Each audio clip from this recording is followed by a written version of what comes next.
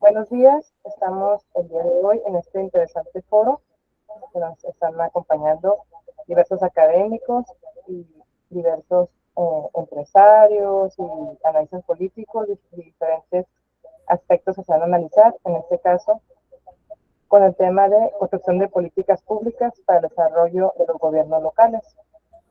El día de hoy iniciaríamos con un interesante tema que nos va a presentar el doctor José Luis Arenas López. Él es doctor en Derecho, miembro de la Sociedad Mexicana de Geografía y Estadística, director general de Consultoría en Ingeniería de Procesos, director editorial de las revistas Asesores y Municipios y director de la Vara Jurídica de la OMIS, Organización de Entes Humanas Sociales.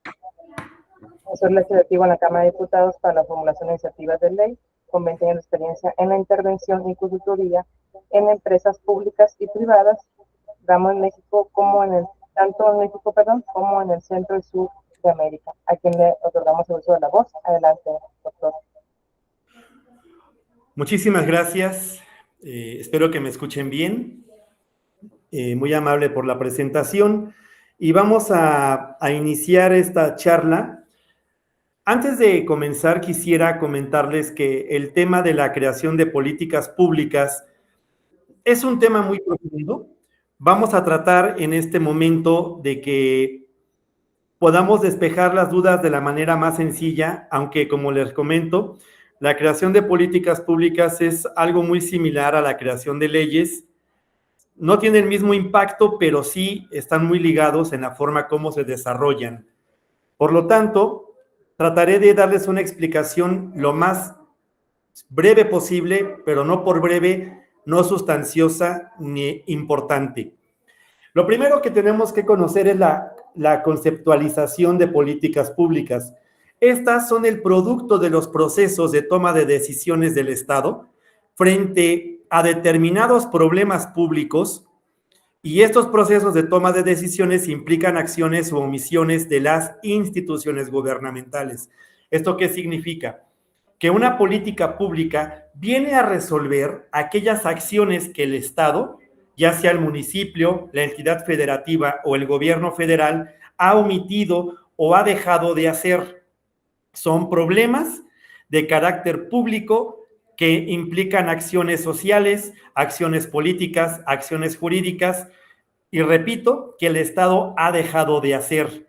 En este sentido, podemos considerar que una política pública es el nacimiento o nace justamente por la omisión del Estado frente a los diferentes problemas en los que estamos inmersos. ¿Cómo diseñar una política pública? Bueno, particularmente podríamos decir que puede nacer de una idea o de una necesidad. Por ejemplo, si hablamos de una política pública en materia criminológica o en materia de seguridad pública, aquí tendríamos una necesidad que atender. Podríamos hablar de la profesionalización del Ministerio Público o de la sensibilización del Ministerio Público ante las denuncias que puede establecer una víctima del delito. Esto es una necesidad, pero también podemos partir de una idea, algo que de pronto pudiera mejorar las condiciones dentro de la comunidad, ya sea municipal, ya sea estatal o ya sea federal. Como una recomendación, es muy importante que podamos arrancar primero creando una política pública para una municipalidad, para una alcaldía, e ir probando si esta puede ser apreciada y aceptada por todas las áreas. Me refiero a los municipios dentro del mismo estado o en los diferentes estados con los que estamos colindando. La idea, la necesidad, y aquí me hizo falta poner una más, el problema. También podemos tener problemas que tenemos que rescatar, que tenemos que resolver a través del diseño de políticas públicas. ¿Cómo podemos poner una política pública en marcha? Bueno, esta tiene diferentes elementos. El primero tiene que estar plasmado en el análisis del caso. El caso puede ser un problema, puede ser una necesidad, puede ser una oportunidad, y esta tenemos que analizarlo. ¿Cuál es en este momento la importancia de darle una solución? Una vez que yo tengo identificado mi caso, voy a plasmar diferentes soluciones. A esto le podemos llamar proceso de toma de decisiones, y estas decisiones van a ser aquellas soluciones que nos van a resolver esta política pública, que va a crear una solución, ya sea a la idea, a la necesidad, al problema o a la oportunidad. Toda política pública necesita elementos para poder subsanarse y para poderse crear. Son los requerimientos, que tiene que ver con la parte técnica, la parte humana, la parte financiera, la parte jurídica, la parte ambiental. Con ello, entonces, hacemos nosotros un análisis de factibilidad. Hay que recordar que muchas de las veces los recursos que nos van a destinar para una política pública, creo que el 95% de las veces proviene del sector público. En este sentido, tendríamos que establecer un presupuesto adecuado que esté acorde justamente con el presupuesto que nos va a destinar el gobierno. En este sentido, hagamos un análisis de factibilidad financiero. El análisis de factibilidad operativo tiene que ver con las personas que van a funcionar con nosotros y hacer que la política pública sea operable. Hay otros más que ahorita los vamos a ir viendo. Después haremos una recomendación de la política pública a la autoridad correspondiente. ¿Cómo es que podemos llevar a cabo esta puesta en marcha de la política? Que si bien es cierto puede abarcar una colonia o un grupo de colonias o toda una delegación o una alcaldía o un municipio, y en las formas en cómo se puede ir echando a andar en toda la demarcación. Esta parte de cómo se va a echar a andar tiene que estar sujeto a un plan de acción que está ligado a una herramienta que muchos de ustedes deben de conocer, que se llama gráfica de Gantt. La gráfica de Gantt también se casa con algo que se llama ruta crítica. Y uno de los elementos más importantes de ello es la evaluación. La evaluación, no porque esté al final de nuestro ciclo, quiere decir que hasta el final se va a evaluar. La evaluación viene en cada uno de los tópicos, evaluamos nuestro análisis de caso, evaluamos las soluciones, evaluamos los requerimientos, evaluamos la factibilidad, y cada uno tendrá que llevar una calificación que nos va a permitir poder llevar a cabo esta puesta en marcha. Para poder llevar a cabo nuestra política pública tendremos que entender el problema, y el problema tiene 4 elementos fundamentales. Como tal, entender la problemática pública, es decir, al ser una política pública tiene que afectar a la sociedad. ¿De qué forma afecta a la sociedad? El problema solamente abarca a un sector económico o abarca a todos los sectores económicos. Es decir, tenemos que ir discriminando el problema en cada uno de los sectores. Por ejemplo, una política pública ligada a la limpia, me refiero a los servicios de limpia. A veces quienes más se quejan son las personas que viven en colonias económicamente altas. Las personas que viven en zonas un poco más marginadas no se quejan tanto de eso, porque su problema no es tanto la basura, sino que haya suministro de agua, que haya suministro de electricidad, que haya seguridad pública. Entonces, esto nos va a llevar a ir entendiendo el problema, dependiendo también los sectores económicos a los que va a ir destinado. Cuantificar el problema. ¿Cuál es la población afectada? Por ejemplo, si a mí de momento me llega un problema público porque hay una colonia de 500 personas de un sector económico alto que se quejan por la basura, pero tengo a una comunidad de 10,000 habitantes que les hace falta seguridad pública, voy a enfocarme justamente a resolver el problema a la población de mayor interés. No el tema económico es el que más me debe de guiar para resolvérselos. Tenemos que hacer un análisis causal.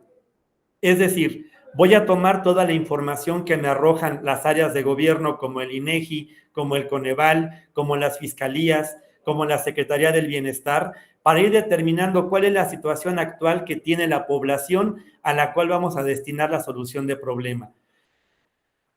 En nuestra comprensión del problema hay una herramienta que se llama Pareto, que lo conocemos como 80-20. En este caso, si nosotros, por ejemplo, hubiéramos solucionado el problema de la basura específicamente a las personas de una posición económicamente alta, y curiosamente me da el 20%, creo, Las 500 personas equivalen probablemente a un 20% de la población total que yo pretendo resolverles el caso. Y a mí me interesa más resolverles el problema a los que son un número superior, irme al 80-20 que al 20-80. Si lo hablamos desde un punto de vista político, me interesa resolverle el problema a las personas cuyo voto sea mayor.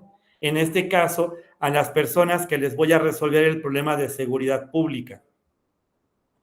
Dentro del análisis de las soluciones, tengo que establecer objetivos y la población potencial. Los objetivos los vamos a conocer como objetivos particulares, que también los podemos definir como una meta. Un objetivo general se concentra de varios objetivos particulares.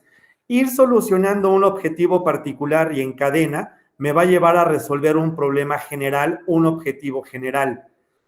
Para ello, entonces, ¿cómo lo voy a resolver? Tendremos que aplicar como una herramienta factible la lluvia de ideas. ¿Cuántas formas tengo de resolver un problema? Con base a ello, entonces, voy a determinar la situación actual de la entidad en donde voy a aplicar la política pública, conociendo los indicadores o KPIs que me arrojen justamente información de por qué necesito llevar a cabo la solución o implementarla en esa localidad. Al mismo tiempo, entonces, también tengo que ir viendo de mis soluciones cuáles son las más factibles para que al final yo establezca la que más me convenga, porque voy a establecer una población objetivo. Evidentemente, yo tengo que determinar mi factibilidad. En este caso, establecí 6 tipos de factibilidad. La económica, que tiene que ver con el presupuesto que me han otorgado y que la solución no me rebase este presupuesto. La socioeconómica, a los puntos a donde yo voy a llevar a cabo la solución. Hace un rato comentaba de una colonia económicamente alta y una económicamente baja. Entonces tendré que hacer mis evaluaciones en base a estos estudios socioeconómicos. La parte legal, la parte jurídica, no hay nada en lo que la ley no intervenga. Tengo que revisar que los modelos de solución o que la solución misma no rebase lo que establece la ley dentro de la constitución política, ya sea estatal o la federal, o los marcos legales en los que se va a implementar esta solución. La parte política, bueno, porque normalmente en estos temas de solución siempre hay actores políticos que intervienen y que de pronto pueden ser positivos porque pueden brindar apoyo para que se pueda llevar a cabo de manera más efectiva la solución. El tema ambiental, cualquier solución que yo implemente no puede violentar al medio ambiente de ninguna manera. Y la parte operativa, porque debo de contar con las personas adecuadas, idóneas, con la formación profesional, con las habilidades, con los conocimientos que me permite implementar una solución. No podemos ir buscando personas que las tengo que ir capacitando en el momento de implementar la solución, porque esto me quita tiempo y me genera costo. Cuando yo haga una recomendación de una política pública, tengo que explicar por qué el problema es importante y por qué se necesita tomar una decisión. Es decir, si el problema no amerita una solución inmediata, por ejemplo, en este caso hablamos de Guerrero, hay muchísimos elementos que me determinan que debo de invertirle al estado de Guerrero, porque el problema no solamente es la costera, no son los hoteles que se destruyeron, hablamos de la población a pie que se quedaron sin casa, sin muebles, sin trabajo, sin alimentos, sin agua, y es ahí donde justamente voy a poner en la balanza qué es más urgente resolver, qué es más importante resolver. Suministrar los hechos esenciales y la información de apoyo con sólida evidencia técnica y empírica y no anecdótica. Por ejemplo, si bien es cierto, otra vez Guerrero pudiera ser como un ejemplo a tomar, también es cierto que al momento de resolver el problema público, los hoteles están asegurados, no son un problema de una política pública. Ellos tienen que hacer válida la póliza de seguro para que ésta les resuelva el problema. Por lo tanto, mi enfoque es la población. 3. Describir y recomendar un curso de acción claro, que es justamente ello. Es importante que se echen a andar las fuentes de empleo, sí, pero también es importante que las personas que van a trabajar en esas fuentes de empleo tengan una situación resuelta, como dónde vivir, cómo transportarlos, que tengan alimento suficiente, que tengan vestido, que tengan agua, para que puedan llegar a las fuentes de empleo. El plan de acción de la política pública, como les comentaba hace un rato, el objetivo general tiene objetivos particulares. Si ustedes ven la imagen que está de este lado, para mí es la forma más simple de explicar una solución. Voy cumpliendo con los objetivos particulares, paso del primero al segundo, al tercero, al cuarto, y cuando cumplo el quinto objetivo particular, digamos que estaré yo cumpliendo el objetivo general. Una de las herramientas, como les comentaba, es la gráfica de Gantt. Hoy podemos resolver el tema de la gráfica de Gantt utilizando el Project, que es una herramienta informática que me puede permitir llevar a cabo la elaboración de planes de trabajo de manera simplificada, amable y que me va a dar justamente un seguimiento oportuno. La evaluación. Yo les comentaba hace un momento que la evaluación no es hasta el final de la implementación de la política pública. Cada una de las etapas debe tener indicadores y cada uno de los indicadores los tengo que ir revisando conforme voy avanzando en mi plan. Si en la segunda etapa tuve algunos errores, los voy a poder identificar con la implementación y la revisión de los KPIs para saber de qué manera corregirlo ya elaborado, corregirlo para que en la siguiente etapa tenga los menos desavenientes posibles. Mi proyecto como tal tiene diferentes etapas de evaluación y el proyecto mismo lo voy a evaluar. Pues bien, como les comentaba, la idea de esta presentación es que fuera una presentación ágil con todos los elementos sustanciales que tienen que ver con la creación de una política pública. Ya mis compañeros que participarán el día de hoy y la siguiente semana irán complementando justamente con un ejemplo un poco más efectivo de cómo se lleva a cabo la creación de una política pública, pero ya en la marcha. No sé si hay alguna pregunta.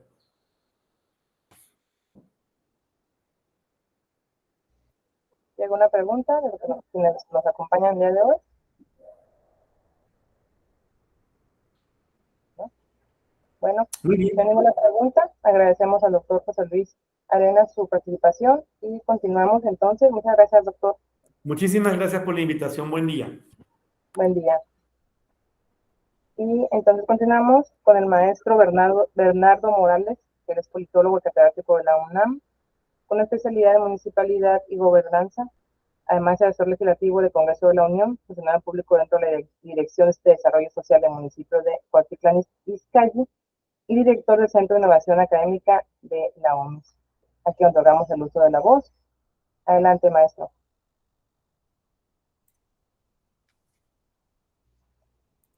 ¿Va a compartir algo?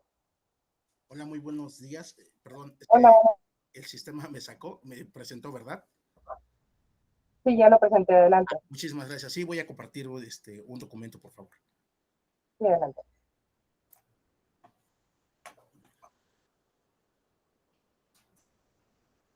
Un momentito, por favor.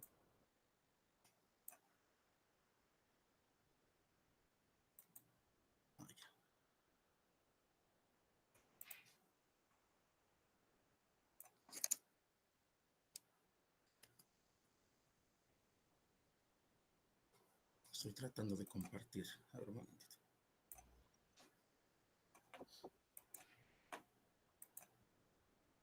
Y a un lado de la manita, ¿no se presentaba ahora? ¿Ah? ¿Listo? Ahí está. Listo, ¿ya se nota? Sí, ya se ve, disculpe. Sí, ya se ve, adelante. Excelente, muchísimas gracias.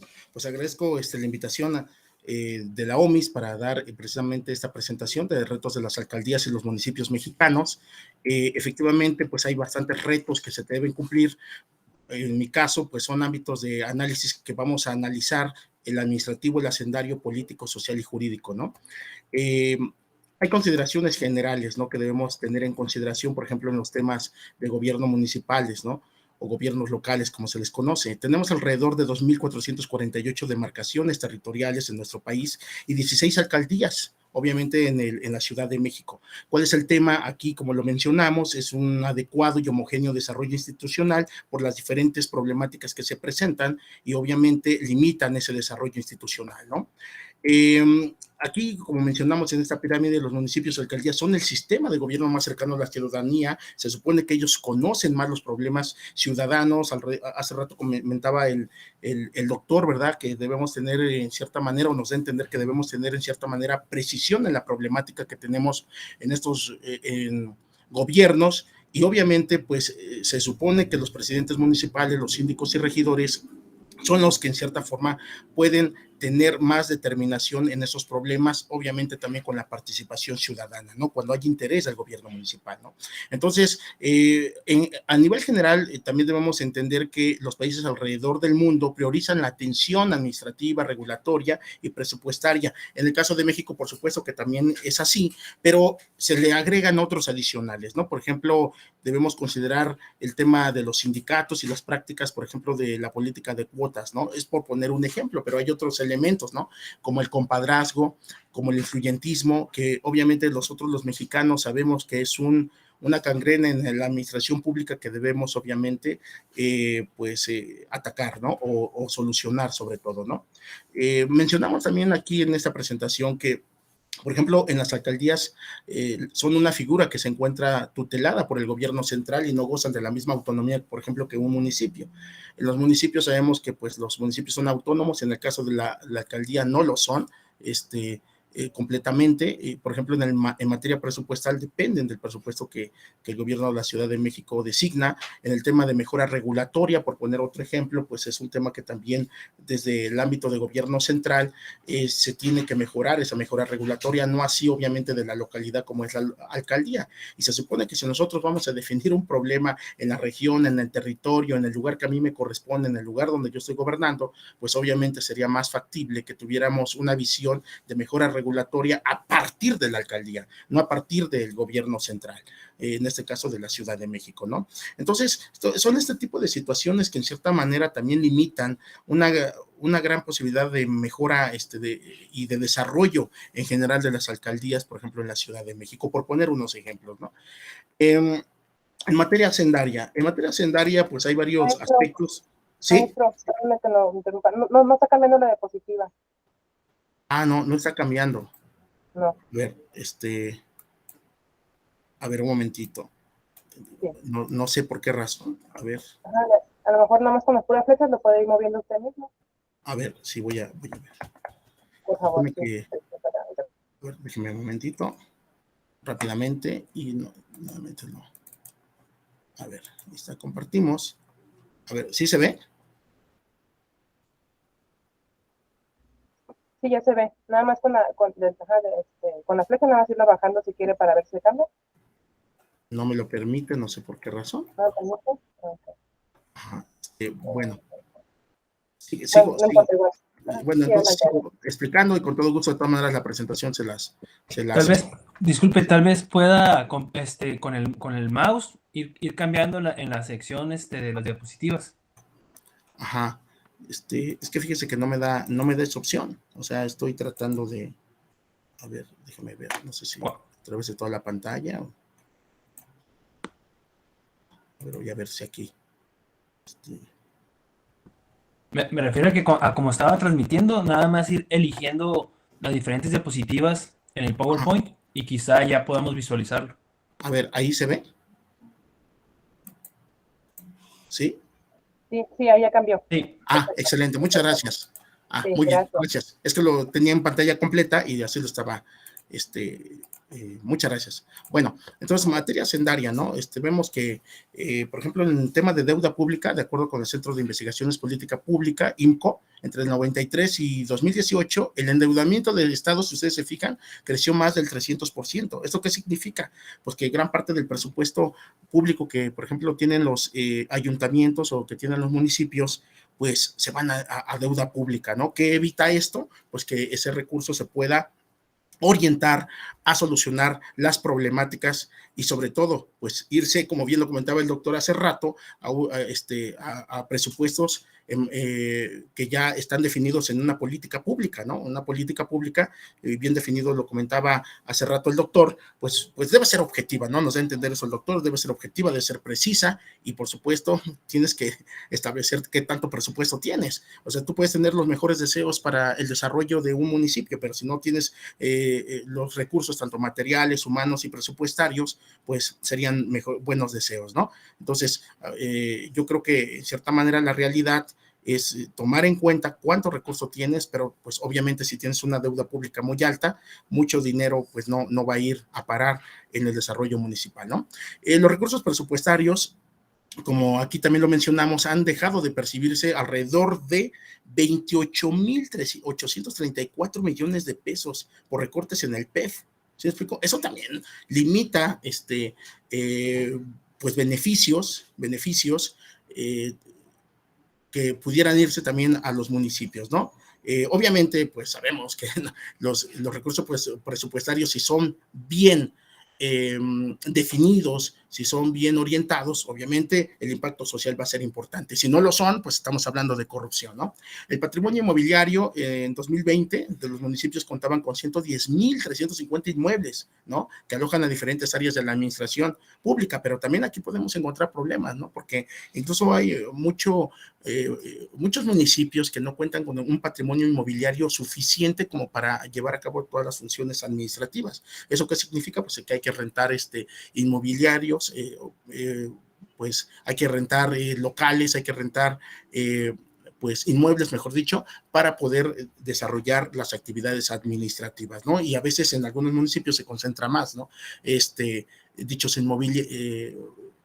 inmobiliarios para que se puedan en cierta manera ocupar para dicho fin, ¿no? El impacto económico de acciones administrativas, por ejemplo, en 2017, de acuerdo a la Auditoría Superior de la Federación, detectó irregularidades por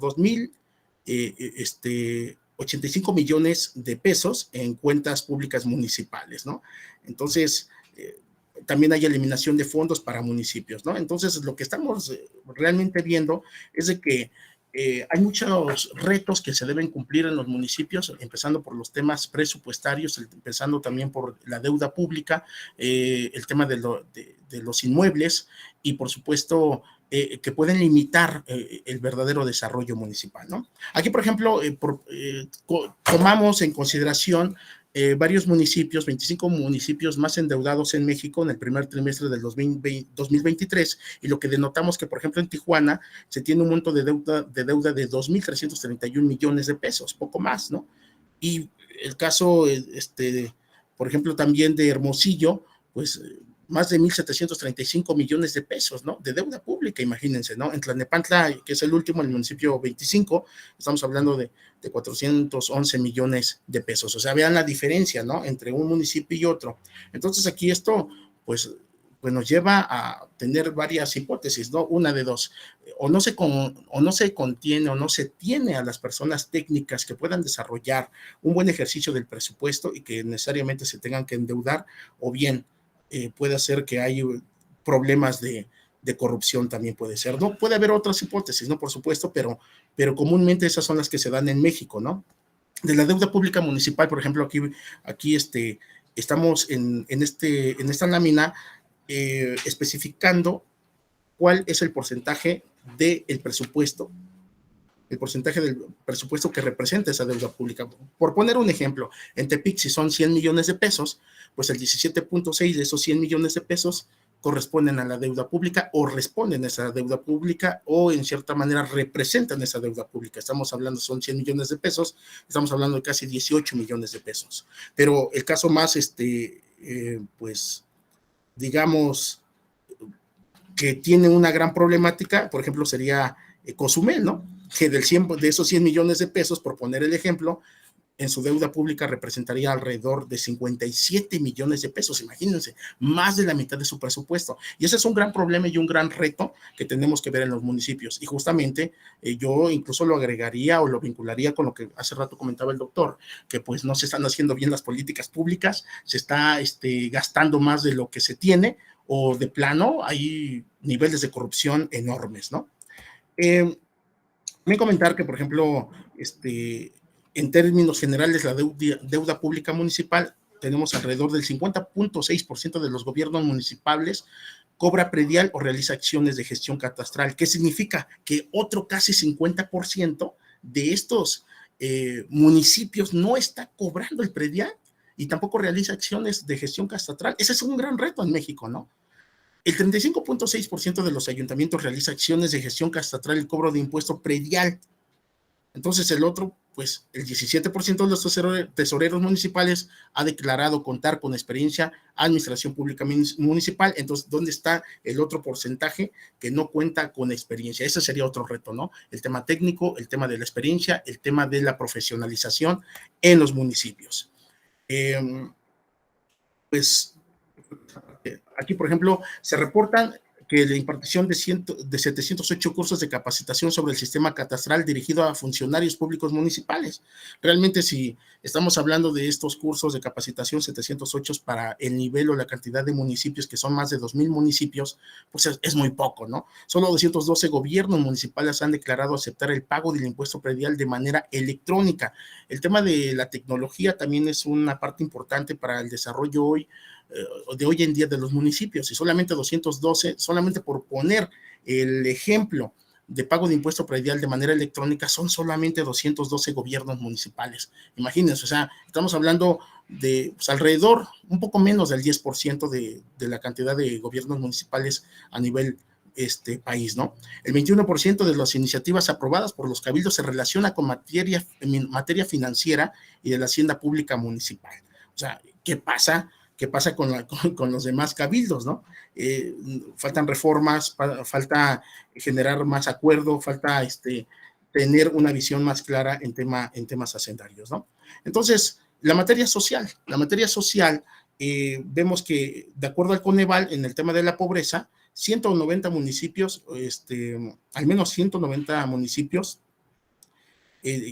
el 95% de su población se encuentra en condiciones de pobreza, de acuerdo al Coneval, y estos son, pues, datos muy catastróficos, ¿no? O sea, estamos hablando que prácticamente, hay una concentración, pues, no sé si de riqueza en pocas manos, que eso sería una hipótesis, o bien de plano no se están atendiendo, puede haber recursos que se están desviando, o municipios que realmente no le llegan los recursos, o bien no se distribuyen bien entre su población a través de ¿qué? De servicios públicos, a través de acceso a la salud, a través de acceso a la educación, etcétera, ¿no? Aunque algunos corresponden a nivel federal, ¿no? Ya hablaremos de ello. Atención médica, hay gran disparidad, ¿no? Entre el número de inmuebles municipales destinados a atender la salud preventiva. En total, de los municipios de Jalisco tienen, por ejemplo, 3,352, mientras que en Nayarit y Campeche no hay ninguno. Entonces, sabemos que el tema de salud no corresponde necesariamente a los municipios, ¿no? Ahorita voy a explicar un poquito más esto, como no corresponde necesariamente a los municipios el tema de salud, pues lo tienen que sacar de sus recursos propios que ya son asignados, ¿no? Es decir, a nivel federal no les llega un recurso específico para el tema de salud.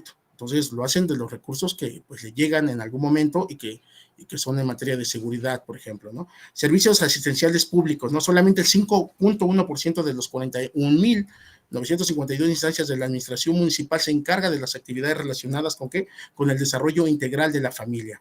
Entonces, son datos que en cierta manera nos hacen reflexionar, nos hacen pensar, y bueno, aquí también tenemos otras estadísticas, por ejemplo, de acuerdo a Coneval, al menos 190 municipios, el 95% de la población se encuentra en condiciones de pobreza, como lo mencionamos, y la mayor población en pobreza se localiza en zonas metropolitanas y con alta densidad poblacional. Uno pudiera pensar que, visualizando o aparentemente en temas o en lugares o en zonas metropolitanas no debería haber pobreza, pero lo que nos hace notar el Coneval es de que sí, se encuentra la mayor población en pobreza justamente en estas zonas, ¿no? En el 2020, por ejemplo, los municipios con mayor porcentaje, como lo mencionamos aquí, de la población en situación de pobreza se localizaron ¿en dónde? Pues en Oaxaca, Chiapas y Guerrero, ¿no? Creo que esos esas entidades federativas pues ya tienen décadas, ¿no? Que siempre están en los últimos lugares justamente por la pobreza concentrada que tienen, ¿no? Y bueno, los municipios de menor porcentaje se ubicaron en Nuevo León, Ciudad de México, Sonora, Chihuahua y Coahuila. Hay una disparidad, obviamente, ¿no? Y esto, pues, obviamente no tiene que ver solamente con recursos, tiene que ver también con el grado de desarrollo administrativo que tienen estos municipios, tiene que ver con el grado de profesionalización quienes integran estos municipios. Y bueno, aunque también haya un grado de profesionalización que pudiera tener en un trienio un presidente municipal con su cabildo y con todos los profesionales de la administración pública, como bien sabemos todos, cuando llega otro gobierno, pues hay cambios, ¿no? Hay una rotación de funcionarios, ¿no?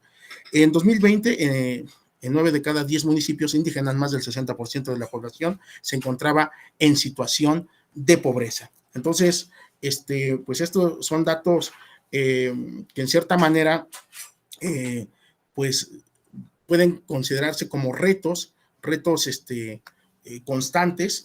Creo que tengo 20 minutos, no sé si se agotó ya mi tiempo, si no, por favor díganme. Adelante, puede terminar. Sí. Y bueno, quiero comentarles también que pues estos retos entre lo que es temas presupuestarios, temas de profesionalización, temas de autonomía, temas de hacer igual bien las políticas públicas, como hace rato comentaba el doctor, pues son retos que tenemos en todos los municipios, ¿no? Y bueno, la atención médica que les comenté que les iba a explicar, pues es una facultad concurrente, porque no es una facultad constitucional que especifique, por ejemplo, el 115 constitucional, ¿no? Es una facultad concurrente y, por ejemplo, si hablamos del COVID, pues los municipios tuvieron que hacerle frente al COVID con recursos propios, ¿no? No hay un recurso que venga de la federación o del estado para que se pueda contravenir dicha enfermedad. Es una facultad concurrente, ¿no? Entonces, ya habíamos hablado de la disparidad de inmuebles municipales que se tienen y, por ejemplo, mencionamos que el ejemplo de Jalisco, ¿no? Que tiene 3.352 inmuebles, mientras que Nayarit y Campeche ninguno, ¿no? Solo el 6.1% de los asuntos que se abordan en las comisiones edilicias plantean temas relacionados a los municipios, ¿no? Es decir, pues los temas deben ser más abocados a los municipios, a la problemática, ¿no? Debe haber interés. Comúnmente se pide, pues, obviamente un informe a los presidentes municipales y como que nos olvidamos que en ocasiones que hay síndicos y hay regidores, ¿no? Comúnmente se les deja libres a ellos, no hay una responsabilidad, digamos, como la puede tener un presidente municipal. Entonces, a lo mejor en el tema de mejora regulatoria ahí tenemos que poner mejores reglamentos, mejores, pues, mejor normatividad para que, en cierta manera, los síndicos y regidores tengan una mayor responsabilidad en la administración, ¿no? De 1.018.926 servidores públicos municipales, solo el 1.10, el 1.1%, 11.216, atiende el tema de salud, ¿no? Entonces, de las 45.146 instancias municipales, solo el 2.7%, es decir, 1.228 atiende el tema de salud. O sea, tenemos ahí varios retos también que estamos mencionando. Y finalmente, voy a terminar con esto. Servicios públicos asistenciales, de las 45.146 instancias municipales, solo el 5.13% a nivel nacional, 2.314, atiende el tema de desarrollo integral familiar. Eso quiere decir que más de 100 municipios no tiene DIF. Entonces, si no se atiende a través de estas instancias, pues ciertas necesidades que son servicios públicos asistenciales, imagínense cómo se encuentran estas personas en estos municipios, ¿no? De 1.018.926 servidores públicos municipales, como mencionamos, solo el 5.95%, 60.608, atiende el tema de desarrollo integral familiar, ¿no? Sabemos que hay muchos servicios públicos que se deben atender, ¿no? Pero si hablamos de 1 millón y solamente de 1 millón de servidores públicos, solamente 18,000 pues ofrecen servicios públicos asistenciales a través del DIF, pues a mi consideración es muy pocos, ¿no? Son muy pocos estos servidores públicos. De las 29.820 comisiones edilicias municipales, únicamente el 1.7, 519, estamos hablando del año 2019, atendió el tema de desarrollo integral familiar, ¿no? Entonces, yo quisiera despedirme con esto. Yo creo que vendrán las preguntas más adelante y podría yo agregar algunos temas también, incluso de educación. Digo, para no ampliarme sobre el tiempo que tengo designado, ¿verdad? Pero para terminar, tenemos retos en temas presupuestales, tenemos retos en temas de deuda pública, tenemos retos en servicios públicos asistenciales, tenemos retos en temas de inmuebles, ¿verdad? Donde se pueda atender y donde se pueda otorgar ese servicio público y donde en cierta manera también varios municipios puedan ahorrarse parte del presupuesto para no rentarlos. Tenemos retos, yo agregaría el que mencionaba hace rato el doctor, de generar verdaderamente política pública, y la política pública, si me lo permiten, también se debe hacer también desde la base social, ¿no? No solamente de manera de escritorio, ¿no? Porque también perdemos cierta percepción de las problemáticas reales que están pasando en la base social. Con eso me despido, muchísimas gracias. Muchas gracias, maestro. Entonces, si hay alguna pregunta, comentario, adelante, Javi. Sí, buenos días a todas y a todos. Buenos días. Antes que nada, pues también felicitarlo tanto al doctor que estuvo anteriormente como a usted por su presentación. Agradecerle toda la información que nos comparte. Pues muy interesante lo que nos plantea. Quería preguntarle, en el caso de acá del norte, ¿no? Señaló a 2 municipios con una deuda muy alta. Pues pienso yo, esos municipios, o sea, las condiciones que tengan los municipios para endeudarse, pues son muy distintas a nivel nacional, ¿no? Supongo yo, Tijuana es una ciudad que crece día a día, ¿no? De manera, pues increíble. En el caso de Hermosillo, pues es la capital, ¿no? Entonces, de alguna manera, pues tienen los recursos o los medios, por así decirlo, para cubrir esa deuda e incluso endeudarse más, ¿no? Para poder, digamos, proyectar los planes ellos urbanos que tienen. Entonces, el problema viene cuando son municipios, supongo yo, por ejemplo, ahora que acá en el caso de Baja California tenemos municipios nuevos, ¿no? que se han independizado, por así decirlo, de otro municipio en el cual estaban. Y ahí vienen los retos, supongo yo, para municipios que no tienen las condiciones territoriales, las condiciones de recursos, ¿no? De medioambientales o de temas de turismo, como el caso del municipio que plantea que está muy endeudado, pero obviamente pues es un municipio con una alta capacidad turística, ¿no? Entonces, y bueno, y además el arrastre que traen municipios, por ejemplo, acá yo sabía en el caso de Tecate, ¿no? De Baja California, que es un municipio pequeño y que viene con un endeudamiento, o venía con un atraso, pues, de otros gobiernos, ¿no? Y ahí están los retos, ¿no?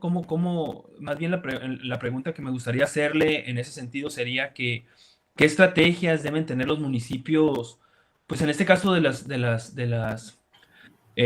zonas alejadas, ¿no? De las capitales, por ejemplo, o de las fronteras, o de las zonas, pues de círculos virtuosos económicos, ¿no? ¿Qué estrategias pueden hacer para, pues, desarrollarse, ¿no? En términos pues en términos de las políticas públicas, ¿no? De las cuales se puedan apoyar para progresar, desarrollarse, en ese sentido, ¿no? Pensaría yo, pues al final de cuentas existen externalidades positivas que pueden aprovechar y que puede ser para mejorar a la sociedad, ¿no? Uh-huh. Muchas gracias, Albrecht, ¿verdad? Albrecht. Sí, Albrecht. Mira, Albrecht, pues son varios factores, ¿no? La verdad, bueno, de entrada, yo comenzaría efectivamente, pues como lo comentaba hace el rato el doctor, pues con unas buenas políticas públicas. Pero para hacer política pública de verdad se necesita gente que la sepa hacer, me estoy explicando, y gente que la sabe hacer es gente profesionalizada, y qué es lo que lo notamos en varios municipios a nivel nacional, y sobre todo en esos municipios de condiciones precarias, como tú bien comentas, pues que no tenemos el suficiente personal técnico y profesionalizado para poderlo desarrollar. Otro aspecto, sin lugar a dudas, y puede sonar muy romántico, pero la verdad es real, es la voluntad política, ¿no? La voluntad política, en cierta manera, siempre hemos hablado en México de los valores, de la ética, de la moral pública, ¿no? Sobre todo ética, sobre todo, ¿no? Y entonces el tema de la corrupción ha sido un flagelo que lamentablemente, pues en todos los niveles de gobierno sí nos ha causado grandes problemas. Entonces, si no tenemos ni siquiera recursos para capacitación, ¿de dónde vamos a sacar, por ejemplo, a las personas que se van a profesionalizar, ¿no? Hay una gran concentración también en todos los sentidos, en la administración pública, en la educación. Tenemos que descentralizar en cierta manera, ¿no? Para que podamos hacer llegar esas oportunidades también a los municipios más alejados. Sin lugar a dudas, las buenas intenciones no son pues digamos, no resuelven nada, ¿no? Lo cierto es de que no hay de otra, es la educación, es la profesionalización, pero para ello debe haber un presupuesto para que sí le apostemos a la profesionalización. Pero como hace rato también lo comentaba Albrecht, la verdad es de que, por ejemplo, nosotros en el ámbito municipal podemos estar profesionalizados y a lo mejor pues cuesta, ¿no? Cuesta pues profesionalizarte a lo mejor un año y ya son recursos. También lo comentaba el doctor hace rato, ¿no? La verdad es de que uno quisiera, por ejemplo, no contratar a las personas que no están profesionalizadas, pero a lo mejor hay lugares donde de plano no las encuentras, ¿no? Y comúnmente las personas que están profesionalizadas pues buscan mejores condiciones laborales, buscan mayores alternativas a laborales, tanto económicas también, y de aprendizaje, ¿no? Entonces, comúnmente se dejan de lado también los municipios donde se carecen de estas alternativas y de estas oportunidades. La alternativa real es de que somos seres humanos y que podemos tener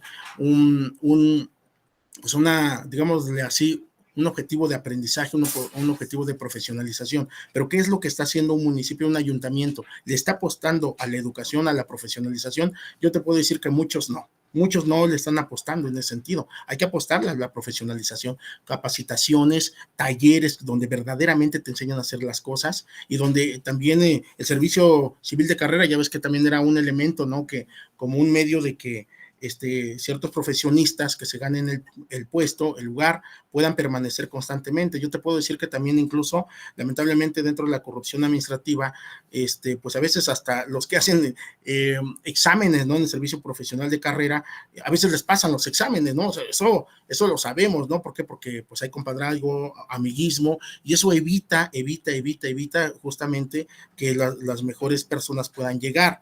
No significa que en ningún ayuntamiento no haya personas honorables, personas profesionales, pero a veces no son lo suficiente para toda la administración pública, ¿no? La verdad es que es compleja la administración pública municipal. Comúnmente la mayoría piensa que la administración pública federal es la más compleja, ¿no? Yo les puedo decir que en el municipio también hay muchas áreas de oportunidad y como autoridad que es más cercana a la gente es donde le debemos apostar a los municipios, ¿no?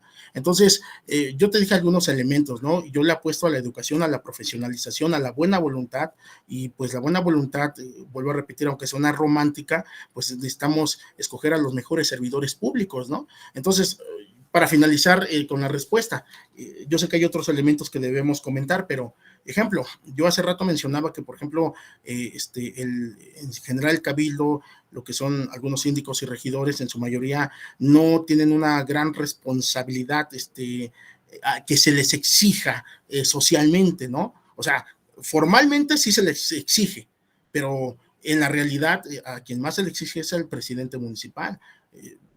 Se ha pensado que, por ejemplo, para que tengan una cierta o una verdadera representatividad y que tengan mayor responsabilidad con los ciudadanos, pues también que ellos no solamente vayan pues ya implícitamente en una planilla sin esa responsabilidad, es decir, bueno, que se seleccionen por medios regionales, ¿no? Por región, para que verdaderamente haya pluralidad y haya representatividad, y que pues en el tema en el tema normativo sí haya ciertas sanciones si no cumplen con ciertos elementos, ¿no? Administrativos o de carácter de responsabilidad como servidores públicos. Tú me vas a decir ahorita, o todos me pueden decir, bueno, es que hay leyes de responsabilidad de servidores públicos. Sí, pero cuando pasa desapercibido casi en las planillas de elección, por ejemplo, para un presidente municipal, los síndicos y regidores, y se enfocan más al presidente municipal, no es la misma responsabilidad. Es mi punto de vista, por supuesto, yo sé que es debatible, pero bueno, es la solución que yo vería por el momento. Muchas gracias, Albrecht. Muchas gracias a usted. ¿Puedo hacer otra pregunta, doctora Elsa? Sí, claro, claro, adelante. Bueno, a lo mejor hay alguien que... Pero pues un poco dándole continuidad a lo que nos comparte.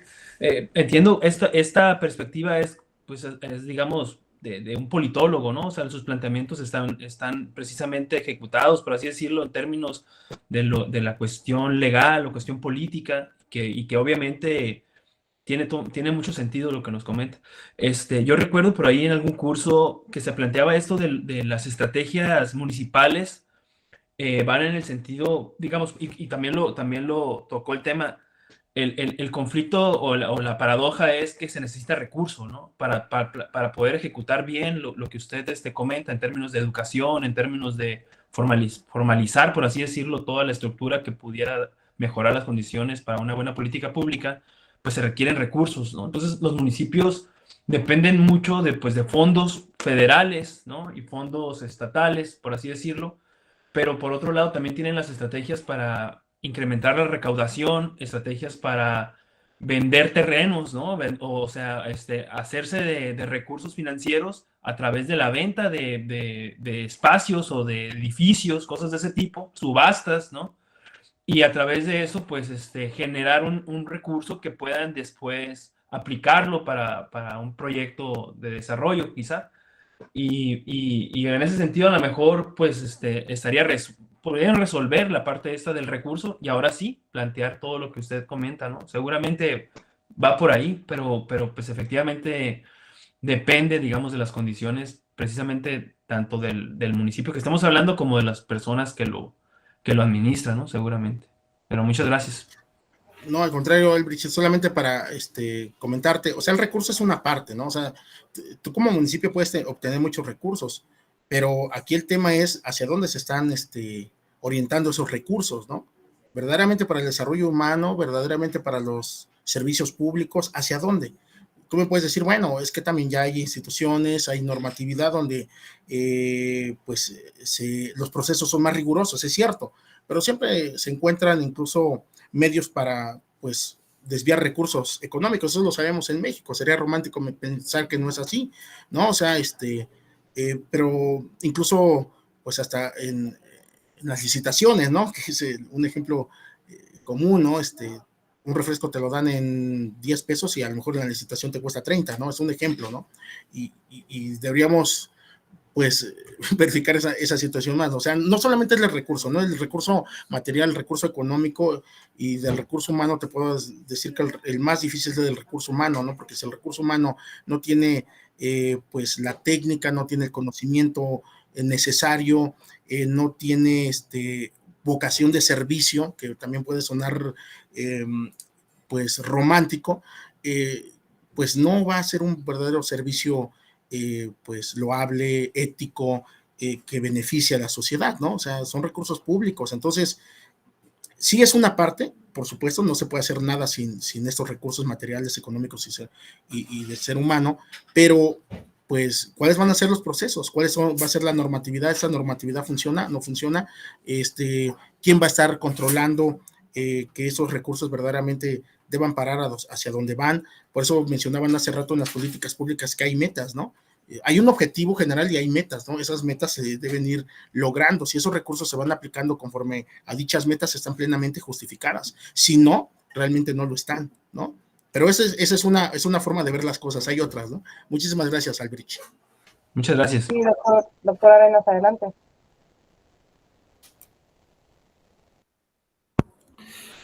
Gracias. Me parece que la información que el doctor Bernardo es sumamente atinada, pertinente y sobre todo objetiva.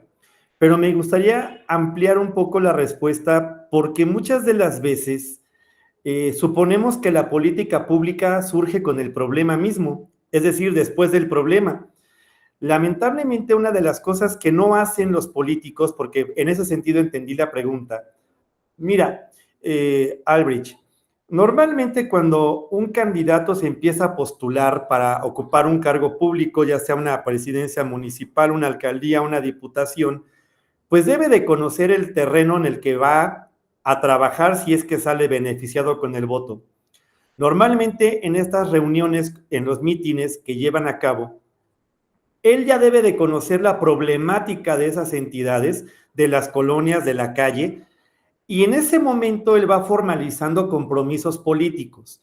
En el momento que pudiera salir beneficiado con el voto, el compromiso político que se hizo durante campaña, o más bien la promesa política que se hizo en campaña, hoy se vuelve un compromiso político. Por lo tanto, una de las cosas que no deben dejar de hacer los alcaldes, los presidentes municipales, y que lo dejan de hacer, lo dejan a la mera hora, es elaborar el plan de desarrollo municipal. Conocemos al plan de desarrollo nacional, pero no exactamente de este se desprende el plan de desarrollo estatal y a su vez el plan de desarrollo municipal. El presidente municipal, bien lo dijo el doctor Bernardo, necesita contar con un equipo de trabajo efectivo. Ya no hablemos de un equipo de trabajo con una formación profesional de alto nivel, que conozca, simplemente que pueda hacer las cosas, que esté probado. Y en ese sentido, se desarrolla un plan de desarrollo municipal, tomando en cuenta las promesas de campaña, hoy compromisos políticos, y evidentemente se tiene que jerarquizar. A esto se le llama análisis. Análisis significa descomponer un todo en sus partes, jerarquizándolas de acuerdo al nivel de necesidad que se deba de dar respuesta. Con este análisis se va a ir dando respuesta ocupando el Pareto a cada una de las problemáticas que se van a tener que enfrentar. Bien comentabas sobre el tema de la cuestión de los ingresos. Bueno, no puede haber un plan de desarrollo municipal que no tenga presupuestado los ingresos para el siguiente ejercicio o para los siguientes 3 años, que es el tiempo que dura la gobernabilidad de un presidente municipal. En esto tenemos que considerar, obviamente, cómo le voy a hacer para recuperar el impuesto predial, cómo le voy a hacer para yo ofrecer la apertura de establecimientos mercantiles y que esos establecimientos, las licencias, me sirvan como ingresos, que efectivamente se limpie de la corrupción a los policías y que sí pongan las multas cuando amerite ponerse una multa y que no se convierta en mordida. Es decir, sí puedo yo elaborar un presupuesto de ingresos para que con base en ello yo pueda generar un presupuesto de egresos que, si bien es cierto, los presupuestos, el principal es el ingreso y de este se desprenden 12 presupuestos de egresos, van a partir justamente de cuánto lo que yo voy a captar como municipio. Es cierto, el Estado me tiene que generar a mí también un ingreso, pero el Estado no sabemos si nos lo va a dar. Y la Federación también nos tiene que dar un ingreso que tampoco sabemos que nos lo puede, bueno, si nos lo va a ejercer. Lo que sí sabemos es cuánto vamos a cobrar y partiendo de ello genero todos los presupuestos que van a generarse justamente para la creación de políticas públicas en la solución de mis promesas de campaña, hoy compromisos políticos. De mi parte sería cuanto, y discúlpame, doctor, que te intervine, pero me pareció pertinente mencionar esta parte. No, al contrario, bastante claro, doctor. A sus órdenes. Muchas gracias. Muchas gracias. Muchas gracias a todos y sobre todo al maestro Bernardo por su disertación, muy interesante. Continuamos entonces con este análisis, con este foro de análisis, y nos acompañará ahora la maestra Julieta Curiel Llamas. Ella es candidata a doctora en Planeación Sustentable por Investigaciones Sociales y la Facultad de Arquitectura de la UABC, maestra en Investigación Integral de Medio Ambiente por el Colegio de la Frontera Norte y el Centro de Investigación Científica y de Educación Superior de Ensenada, Baja California, CICESE, de formación licenciada en Zoología por las Facultades Humanas de la UABC, ha trabajado en el sector público, privado y social, ha sido docente por más de 15 años y actualmente es profesora en la licenciatura de Sociología de las Facultades Humanas de la UABC, aquí en Baja California. Ahora ponemos al uso de la voz.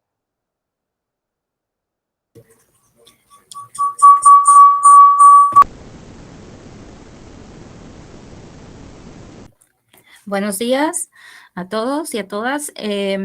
Bueno, voy a presentar parte de los resultados de mi tesis doctoral sobre las nuevas lógicas de la planeación del desarrollo en un municipio fronterizo, que es el caso de Mexicali, Baja California. Y bueno, en este caso, parte de este trabajo se analiza el marco normativo de la participación ciudadana en la planeación del desarrollo local.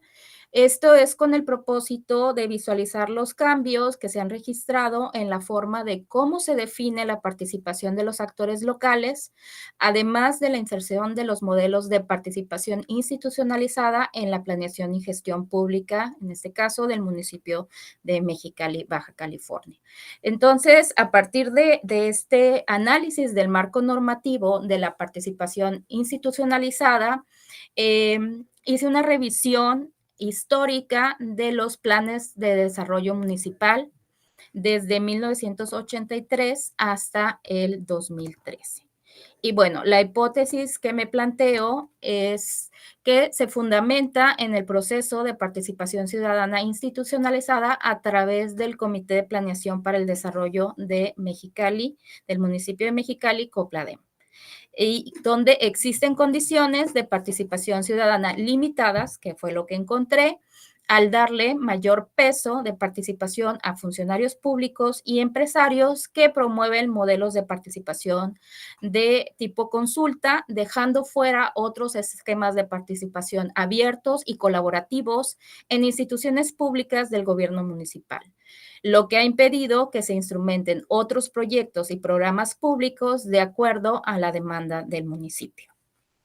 Como parte del método consistió en una revisión documental, como lo mencionaba, de los planes de desarrollo municipal, desde el primer periodo, que fue el Plan Municipal de Desarrollo de 1987 a 1989, en este se analizaron los discursos de las lógicas institucionales aplicadas a estos planes municipales. Y el último que se analizó fue 2011-2013. Se identificaron los cambios en la planeación del desarrollo del municipio al elaborar una tipología de planeación que nos permitió visualizar patrones entre una planeación y otra. Específicamente se identificaron, a partir de la literatura, se identificaron 3 tipos de planeación. A la primera le puse como planeación institucionalizada o normativa, es decir, aquella que simplemente cumple con la ley. La segunda se habla de una planeación estratégica donde cuenta con otros elementos diferentes a esta planeación primera, que fue la normativa. Y tenemos la última como una planeación colaborativa o planeación participativa, donde otros actores diferentes al municipio o a los funcionarios municipales son los que participan dentro de ella. De los documentos examinados, se busca saber en particular si se aplicaron los mecanismos de participación ciudadana en el proceso de planificación, es decir, tal y como lo estipula la ley, tal y como lo estipula la ley en las normatividades, en las diferentes normatividades correspondientes. Se realizó una revisión de la normatividad con la que se crearon los organismos de planeación municipal, en este caso el COPLADEM. El enfoque teórico es una perspectiva teórica que enmarca el isomorfismo institucional. Este enfoque teórico se incluye dentro de la perspectiva del análisis institucional que Steinman clasifica en el análisis del institucionalismo sociológico. Es la ciencia, dice, es la ciencia social actual, donde hay 3 tipos de análisis institucional: la elección racional, el institucionalismo sociológico y el institucionalismo histórico. A partir de aquí, yo retomo lo que es el isomorfismo institucional, que identifica 3 tipos: el coercitivo, el mimético y el normativo. El isomorfismo coercitivo es aquel que emerge de la influencia política y del problema de la legitimidad. Resulta tanto de presiones formales e informales ejercidas sobre las organizaciones por otras organizaciones sobre las cuales ellas dependen y por expectativas culturales de la sociedad dentro de las cuales las organizaciones funcionan. Tales presiones pueden ser sentidas como fuerza, como persuasión o como invitaciones a unirse en colusión. Después tenemos el isomorfismo mimético, que resulta de las respuestas estandarizadas a la incertidumbre. No todo el isomorfismo institucional, sin embargo, deriva de la autoridad coercitiva. La incertidumbre también es una fuerza poderosa que promueve la imitación. Cuando las tecnologías organizacionales son pobremente entendidas, de acuerdo a Marsh y Olsen en 1997, cuando las metas son ambiguas o cuando el ambiente se crea incertidumbres simbólicas. Las organizaciones pueden modelarse a sí mismas o en otras organizaciones. Entonces, la imitación es una parte dentro de este isomorfismo mimético que les ayuda a los municipios cuando, sobre todo, están en ciertas incertidumbres y, por lo tanto, toman prácticas o ejemplos de otros municipios para ellos hacer lo mismo. Y tenemos el último, que es el isomorfismo normativo, que aquí está asociada con la profesionalización de las personas que trabajan en el municipio. Esta se emerge principalmente de la profesionalización. Se interpreta la profesionalización como una lucha colectiva de los miembros de una corporación para definir las condiciones y métodos de su trabajo, para el control y producción de sus productores y establecer una base cognitiva y legitimización para su autonomía ocupacional, de acuerdo a Di Maio y Powell en 1983, citado por Perdomo del 2012. Enseguida voy a presentar diferentes periodos de gobierno que se analizaron. El primero abarca el primer Plan de Desarrollo Municipal de Mexicali, que es de 1986 a 1989. Lo dividí el análisis de este Plan Municipal de Desarrollo en varias categorías, ¿no? La primera es la normatividad, que tiene que ver con las legislaciones correspondientes al municipio. Después, los reglamentos municipales que existen. Después me fui a lo que son los sectoriales.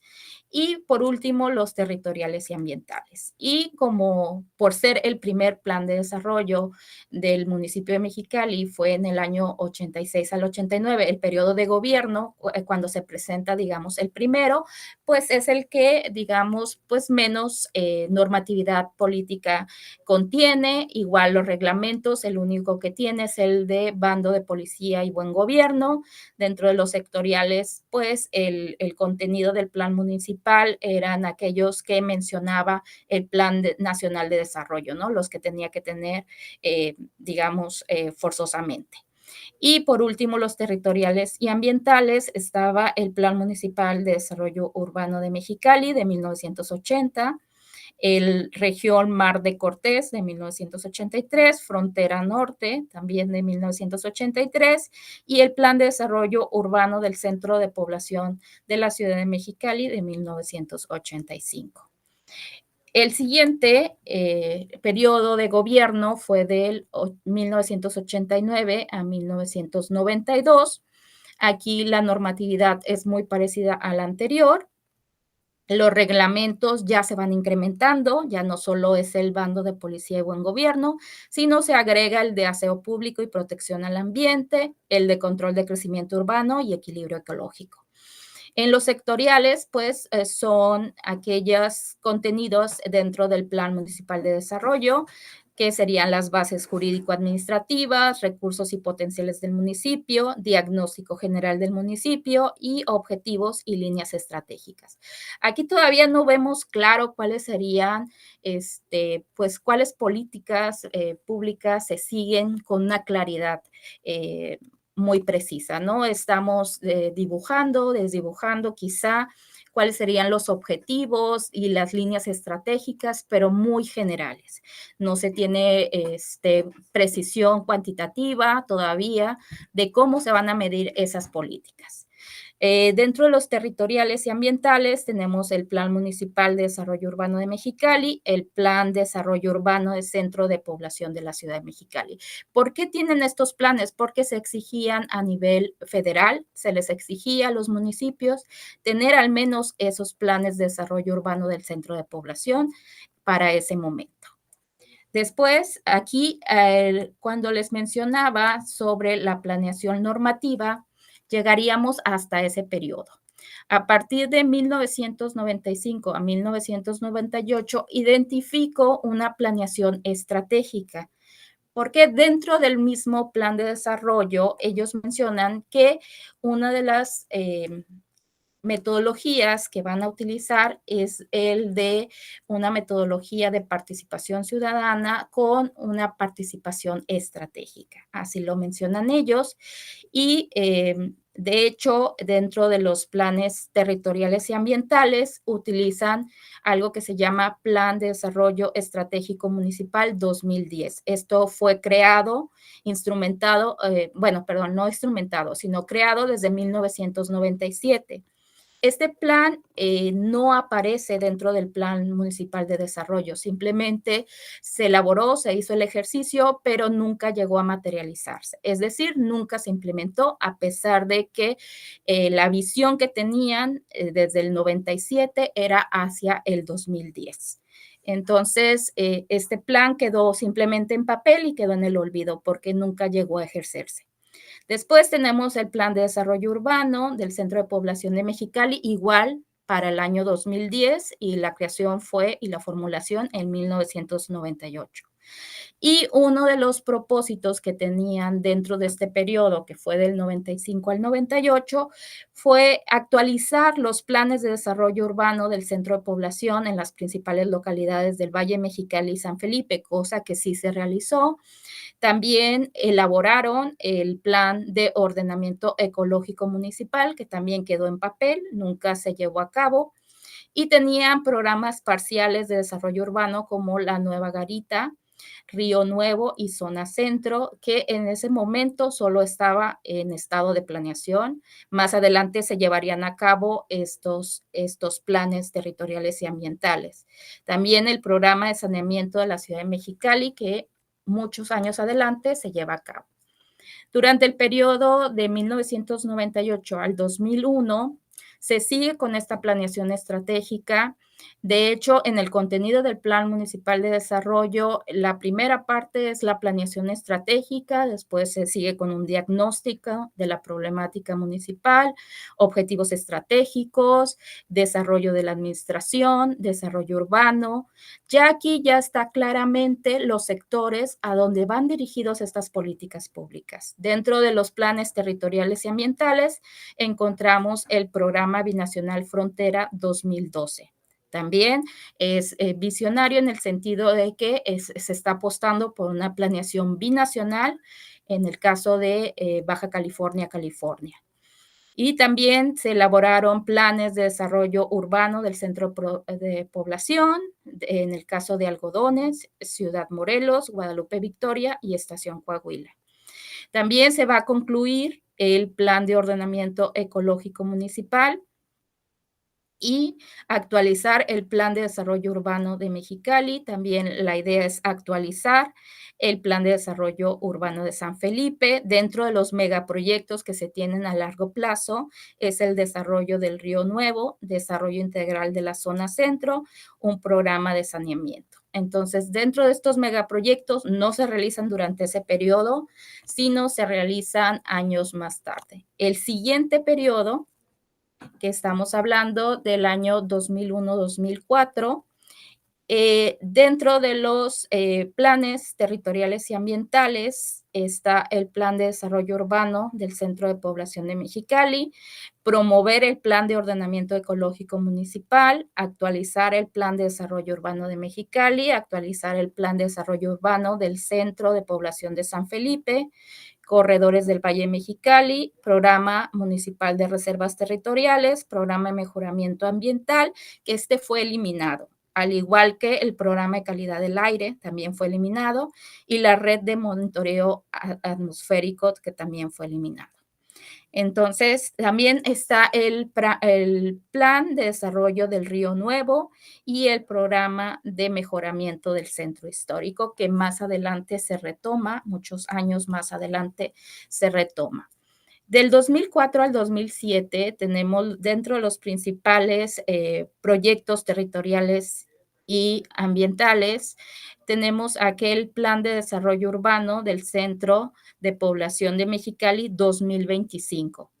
Este tampoco se lleva a cabo, simplemente se deja como un plan de desarrollo del centro de población. El programa de mejoramiento ambiental y el programa de calidad del aire. Dentro de los macroproyectos, como le llaman ellos, de los macroproyectos urbanos, está el bosque de la zona oriente, las arenitas, un tren ligero, actividades e interpretación del programa del Río Nuevo. Y después tenemos reactivar el Centro de Población y Convenciones de Mexicali, sobre también los compromisos del Centro de Mexicali de algodones, también una nueva garita en algodones se estaba proponiendo en ese momento, y la integración urbana de las lagunas, en este caso que tenemos en Mexicali, que es Xochimilco, México y Campestre. Durante el periodo 2007-2010, se van incrementando, pues obviamente los reglamentos, ya existe un mayor número de reglamentos, está el reglamento interior del ayuntamiento, el reglamento de la administración pública del municipio de Mexicali, Baja California, el reglamento interior de COPLADE, el reglamento del proceso de planeación para el desarrollo del municipio de Mexicali, el reglamento de bando de policía y buen gobierno, el reglamento de planeación municipal, y reglamentar y aplicar a nivel municipal la ley para la prevención y gestión integral de los residuos sólidos. Actualizar el marco jurídico en materia ambiental.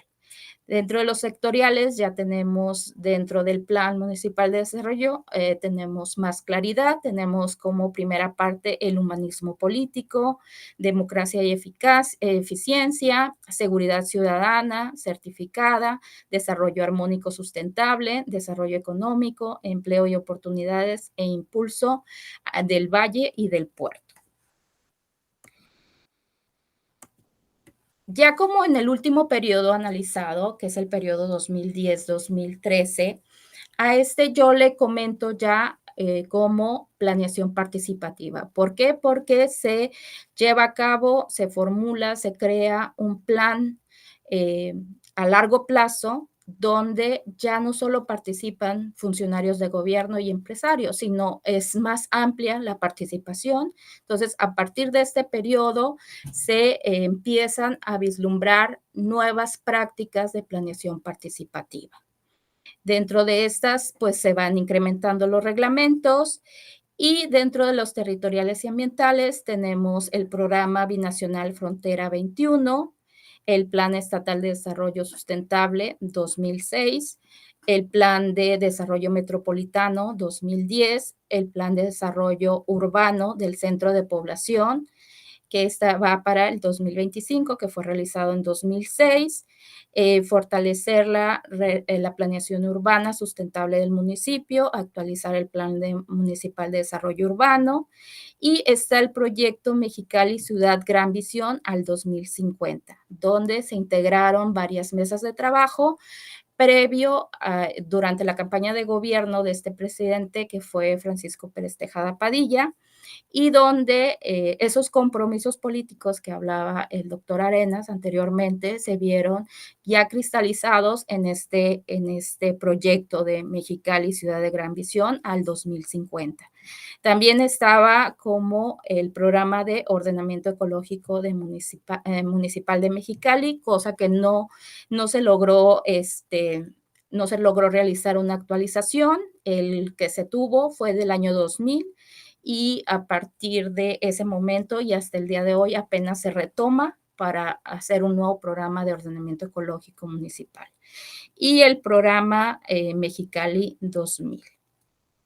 Entonces, son varios proyectos de Mexicali Ciudad de Gran Visión 2050, que fue como lo nombraron, que la acción 1 era el proyecto de Mexicali Ciudad de Gran Visión 2050, la acción 2 era continuar la modernización del sistema de registro inmobiliario municipal como base de la administración municipal, el programa sectorial de imagen urbana municipal, la acción 4 era un programa sectorial de vialidad y transporte urbano, acción 5, programa sectorial de cultura, recreación y deporte, la acción 6 es un programa sectorial de renovación y urbanización progresiva, La acción 7, un programa de regeneración urbana del centro histórico de la ciudad con vinculación fronteriza y la ciudad salud. Y el proyecto 8, proyecto de información y vinculación con la sociedad e instituciones de educación. Varios de estos proyectos de la ciudad de Gran Visión se llevaron a cabo, la mayoría no. ¿Por qué? Porque terminó el periodo de 2013 y el siguiente gobierno municipal tuvo otras jerarquías y otras prioridades y el dinero se fue repartiendo de acuerdo a los compromisos políticos que se tenían en el siguiente. Entonces, como digamos, un resumido de los planes municipales de desarrollo de 1986 al 2013, tenemos pues una diferenciación entre la planeación tradicional, específicamente lo que les mencionaba, esta planeación tradicional normativa a una planeación estratégica, ¿no? Donde hay una especificidad de leyes y reglamentos municipales, los instrumentos de planeación participativa ya se toman en cuenta y hay proyectos urbanos de largo plazo. También tenemos un sistema de indicadores para el monitoreo y la evaluación, un seguimiento y actualización y evaluación de los planes municipales de desarrollo. También tenemos creación de departamentos del Instituto Nacional de Planeación, que se llama IMIP, aquí en Mexicali. Y por último, dentro de los esquemas de la planeación participativa, tenemos pues estos nuevos esquemas donde hay una participación más real entre el gobierno y sociedad. Hay una actualización constante de los marcos normativos. Tenemos nuevos programas como el de calidad del aire, programas de educación ambiental, también división territorial en regiones y subregiones del municipio. Y finalmente, este proyecto de Mexicali, Ciudad de Gran Visión. Y con esto culminaría mi presentación. Muchas gracias.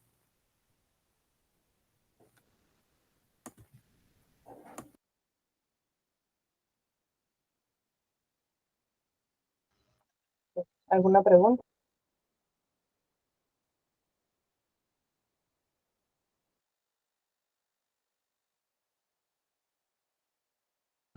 Yo tengo una pregunta. ¿Me escuchan? Sí, adelante. Ok. ¿Sí me escuchan bien? Perdón.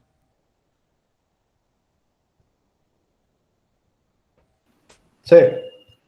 Ok. Mi pregunta va en el sentido de, acá en Mexicali había hace unos quizá, pues poco más de 10 años, yo creo, un gran proyecto en la frontera, le llaman el Silicon Border, ¿no? Era hacer algo muy parecido a Silicon Valley, ¿no? Donde están todas esas grandes empresas tecnológicas del lado de California, por San José, California y toda esa parte cercano a San Francisco, creo. Y pues ya se había hecho la proyección, se habían invitado a las empresas, se preparó, digamos, el terreno y al final nunca se concluyó, ¿no? Entonces quería preguntarle a la maestra Julieta si encontró algo de esto en esos planes de desarrollo que analizó y qué sabe al respecto, si tiene alguna información sobre ese tema.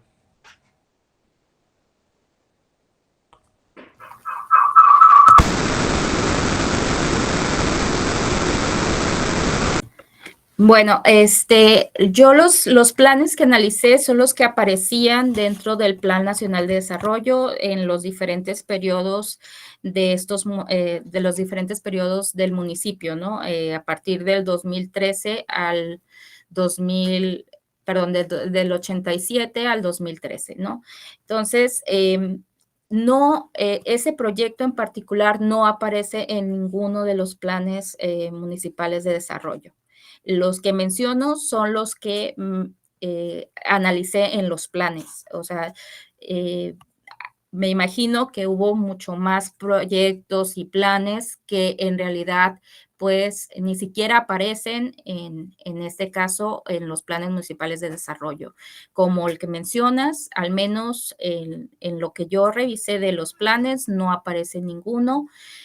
También mencionaba que durante pues todo el periodo de análisis de casi 30 años, no aparecen algunos que sí pudieron reunirse, pero que nunca se concretaron. Igual los que aparecen ahí, que no se concretaron en ese periodo, pero años después sí se llegan a concretar. Pues hay varios, ¿no? Desde la garita de algodones, donde se proponía en un momento y varios años después se llega a concretar, ¿no? O planes que simplemente quedaron en el olvido, ¿no? Que nunca le hubo continuidad porque llegó otra administración diferente de partido político y entonces hacen borrón y cuenta nueva y vuelven con, pues, con las propuestas que ellos traen, con el equipo que ellos traen. Entonces, no hay continuidad en los planes de desarrollo, siempre y cuando sea que sea el mismo partido político. Ahí sí vemos que la mayoría de las continuidades que se dan a partir del orden, que es con el PAN, sí hay continuidad en los planes y programas de largo plazo, porque hay continuidad en el partido y por lo tanto sí se le da continuidad. Pero si llega otro partido político, como en el caso del 2005, que fue el PRI, ahí se descarta todo lo anterior y se vuelve a comenzar. No sé si respondí tu pregunta, Javier. Sí, muchas gracias. Digo, seguramente perteneció a alguna estrategia de una, ¿cómo se llama? De un presidente, pues, de un presidente en ese entonces, ¿no? Quizá no entró como parte del todo el proyecto. Pero, bueno, comentarte también, me llamó mucho la atención que mencionaras esto del proyecto, por ejemplo, que justo el domingo pasado acaban de inaugurar, ¿no? La Laguna México, acá en Mexicali, y le otorgan, por así decirlo, el proyecto a Mexicali Gran Visión, un proyecto que creo que ya invirtieron o van a invertir. Bueno, se habla de 122 millones de pesos, ¿no? Que ya se supone que ya se realizó esa inversión. Y se inaugura, digamos, la primera etapa, que creo que todavía falta como 15 días para que esté bien el área verde para poderlo ya aperturar al público.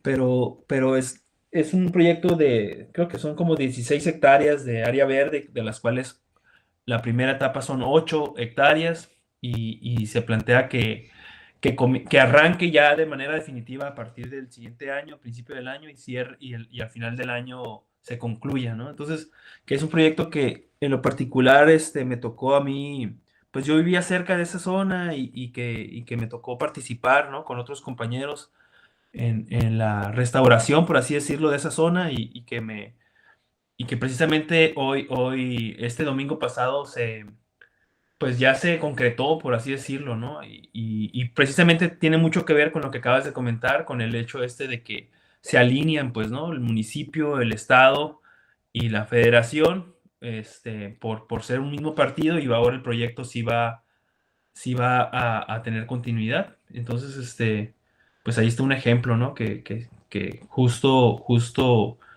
ejemplifica lo que tú mencionas. Pero muchas gracias. Sí, gracias. Sí, así es.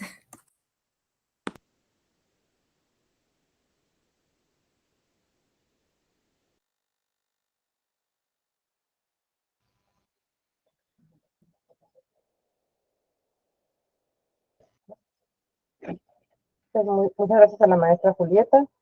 Si hay algún otro comentario, de no ser así, entonces, sí, adelante.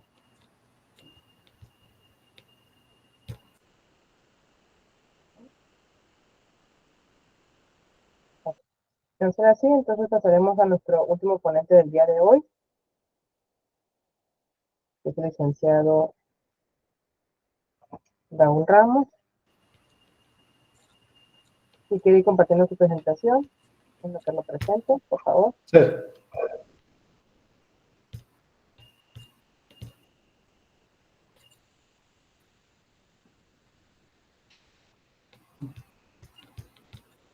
Listo, Isabel.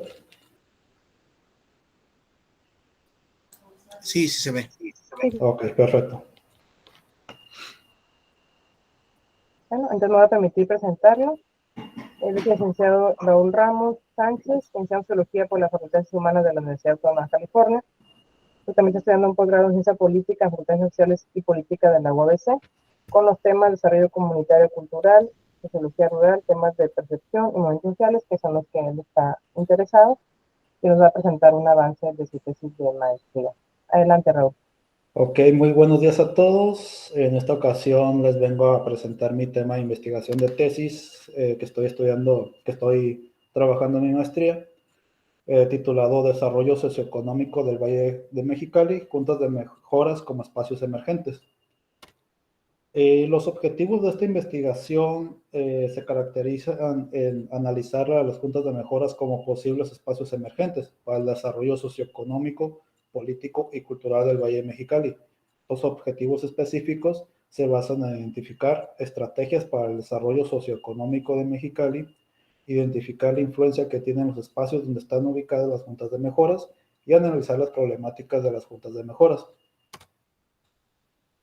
Pero ante todo esto, ¿qué son las juntas de mejoras? Pues según el reglamento de estos organismos, el artículo 3 menciona que las juntas de mejoras son organismos autónomos representativos de los intereses de las comunidades rurales. Se encargan de fomentar programas y acciones para recaudar dinero, ingresos económicos y llevar a cabo obras y servicios para el mejoramiento moral, cívico y material de la comunidad. Como contexto histórico, tenemos que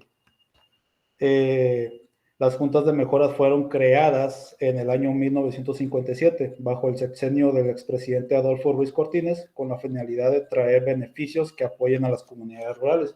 O sea, en pocas palabras, salieron como políticas públicas para las comunidades rurales que no poseen la misma calidad de vida que una comunidad urbana.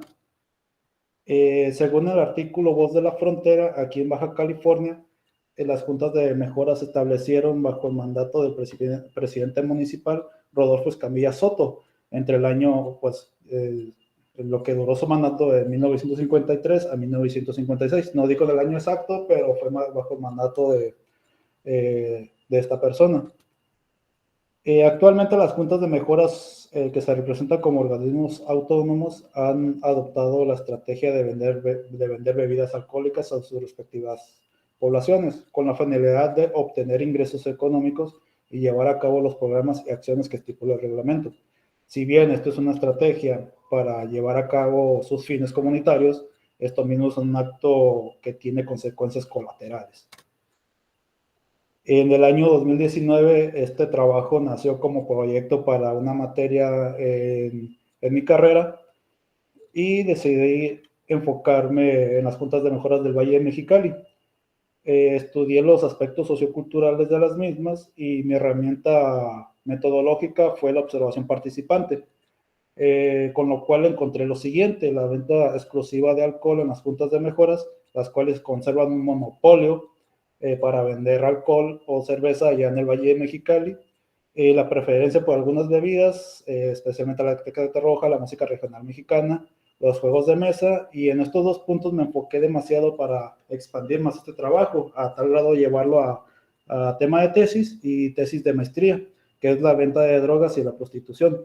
Si bien no es como que, bueno, las juntas de mejoras básicamente son cantinas, no es como que el cantinero te venda los productos, ¿no? O alguna chica, sino que son independientes, ¿no? Llegan por fuera de las juntas de mejora. Sin embargo, estos son vistos como ganchos para atraer más clientes y traer más ingresos económicos a las juntas de mejoras. Algunos ejidos del Valle de Mexicali dependen para su pleno desarrollo de las juntas de mejora. Sin embargo, esta acción en las juntas de mejoras tiene una caducidad si las relaciones entre la venta de alcohol y los ingresos económicos desaparecen. Lo anterior significa que la acción social y comunitaria de las juntas de mejoras son finitas, que tienen fecha de caducidad. Sin ellas, los ejidos del Valle de Mexicali corren una situación en crisis.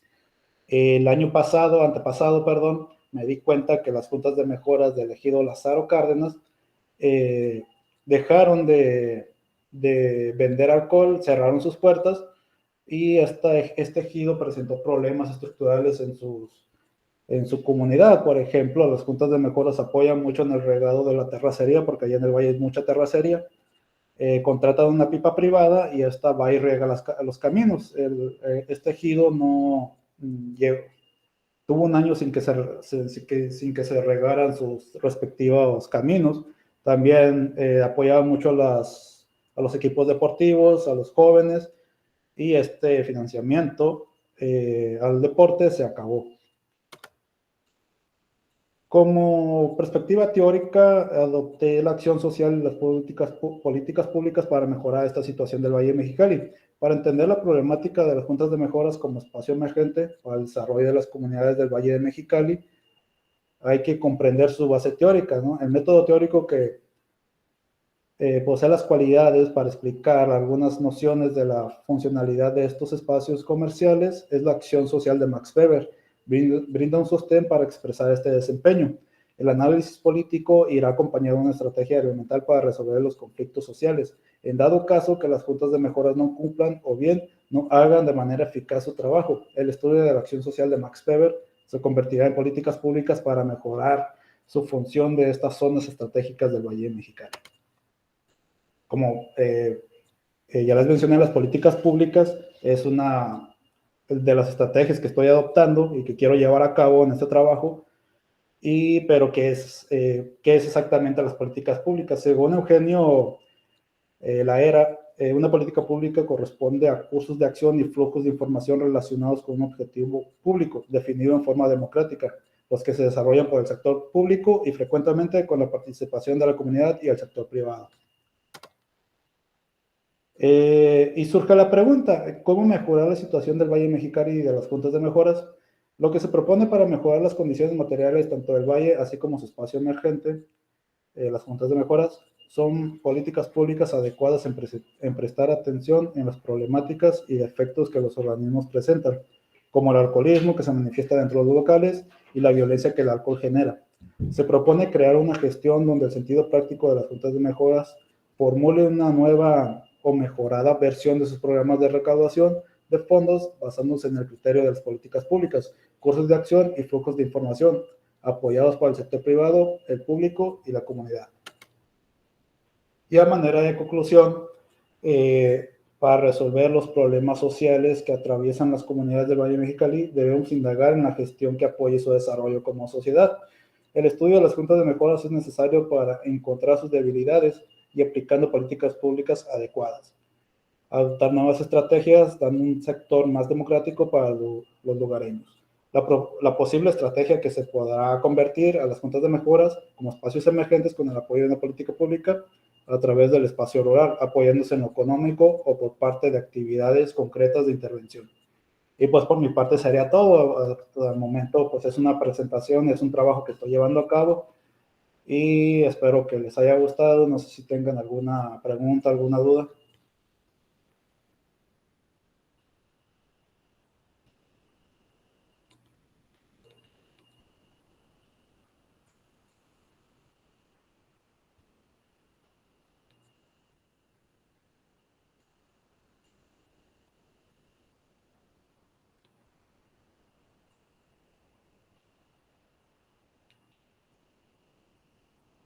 ¿Sí? ¿Alguna pregunta? Si no tienen ninguna pregunta, entonces terminaríamos la primera parte de este foro virtual, protección de políticas públicas para el desarrollo de los gobiernos locales. Nos quedaríamos el siguiente martes 14 de noviembre con la segunda parte. Esto organizado por OMIS, de la Organización de Mentes Innovadoras Sociales, y las Asociaciones Humanas de la UABC. Les agradecemos su presencia y los esperamos el siguiente martes. Muchas gracias a todos los participantes del día de hoy y que pasen un buen día. Hasta luego, gracias. Gracias, profesora.